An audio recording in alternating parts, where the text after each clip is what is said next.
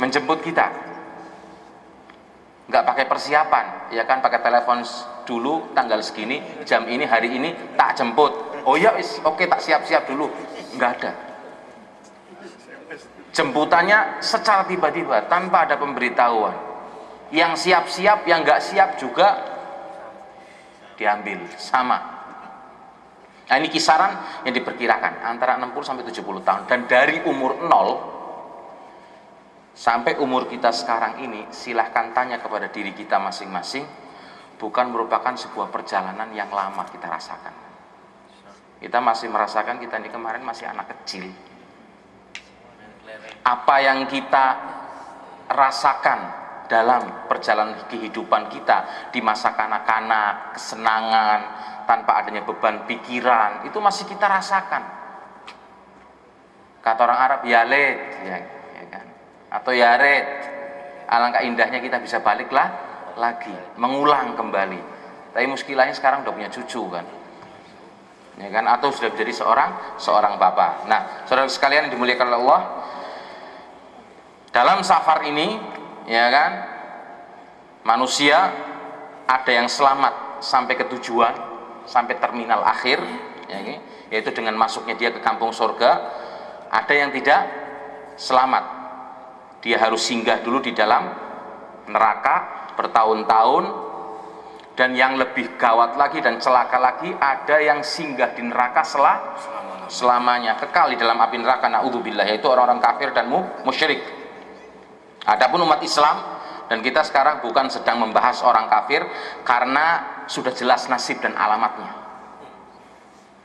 Innal ladzina kafaru min ahlil kitabi wal musyrikina fi nari jahannam khalidina fiha ulaika hum syarrul bariyah. Sungguhnya orang-orang yang kafir dari golongan orang-orang musyrik maupun ahlul kitab, ya kan, apa balasannya? Fi nari jahannam, neraka jahannam, khalidina fiha, kekal di dalamnya. Ulaika hum syarrul bariyah, ditambah lagi mereka adalah sejelek-jelek makhluk. Jelas alamatnya. Tapi kita berbicara sekarang ini tentang orang yang menyandang nama Islam, ya kan, seorang muslim, ya kan.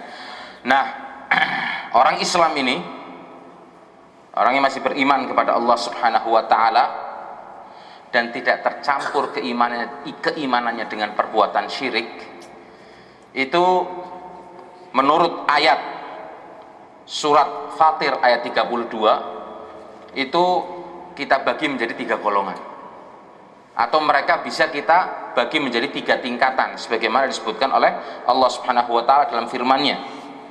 A'udzubillahi minasyaitonirrajim. Tsumma awrathnal kitaba alladziina istafaina min ibadina faminhum zalimun li nafsihi, golongan pertama, wa minhum muqtasid, golongan kedua, wa minhum sabiqum bil khairat, golongan 3, biiznillah. Dzalika huwal fadlul kabir. Kemudian kitab Al-Qur'an ini kami wasiatkan kepada orang-orang yang kami pilih di antara hamba-hamba kami. Faminhum zalimun li nafsih.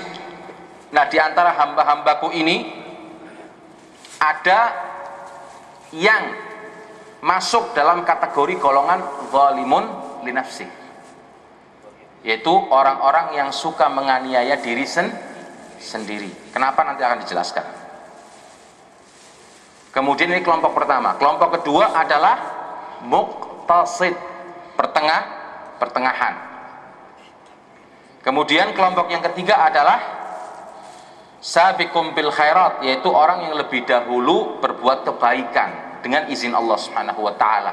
Mereka adalah orang-orang yang selalu berlomba-lomba dalam kebaikan. Yang demikian itu adalah merupakan karunia dari Allah Subhanahu wa taala yang amat besar.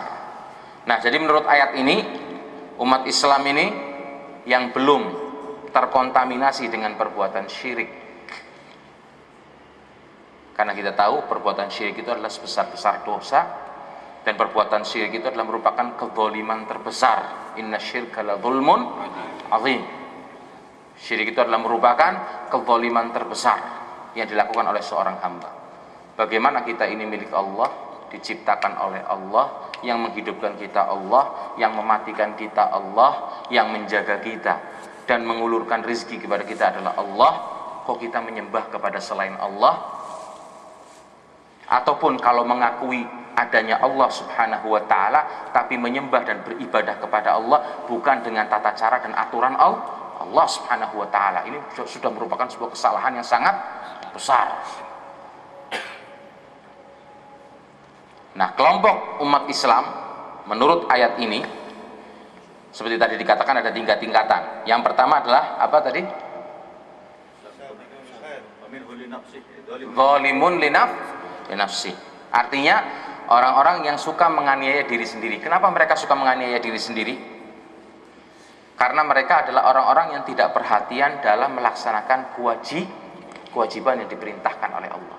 Ingat, mereka orang-orang yang lalai, tidak perhatian dalam melaksanakan kewajiban yang diperintahkan oleh Allah subhanahu wa ta'ala. Ditambah lagi mereka adalah orang-orang yang bergelimang dengan sebagian apa yang diharamkan oleh Allah subhanahu wa ta'ala. Artinya orang ini atau kelompok ini kesalahannya lebih banyak daripada amal baiknya. Dosanya lebih banyak daripada pahala amal baiknya. Nah, termasuk dalam kelompok ini adalah orang-orang atau golongan yang menyimpang dari jalan golongan selamat, itu jalan golongan ahlus sunnati wal jamaah. Seperti disebutkan, golongan selamat ini oleh Rasulullah sallallahu alaihi wasallam kategorinya ma'ana alaihil yauma wa ashabi.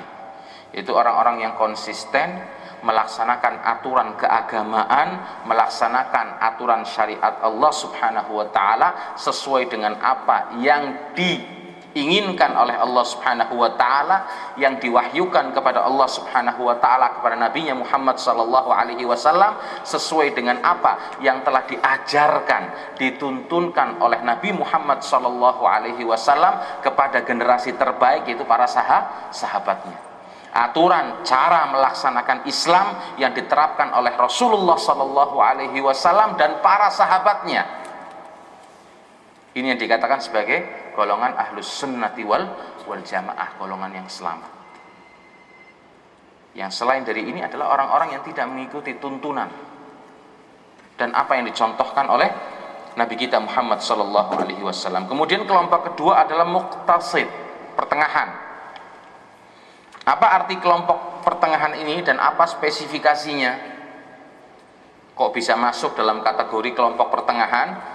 Dijelaskan, orang-orang dalam kelompok kedua ini adalah orang yang menunaikan kewajiban, sudah melaksanakan apa yang diperintahkan oleh Allah subhanahu wa ta'ala, dan dia sudah meninggalkan apa yang diharamkan oleh Allah subhanahu wa ta'ala. Walaupun terkadang mereka atau sebagian dari mereka meninggalkan apa yang dianjurkan oleh Allah, atau kurang peka, lalai dalam hal mengerjakan amalan-amalan sunnah.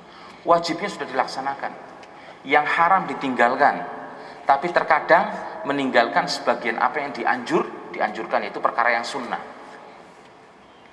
Kemudian dia lebih suka melaksanakan sesuatu yang dimakruhkan oleh Allah subhanahu wa ta'ala.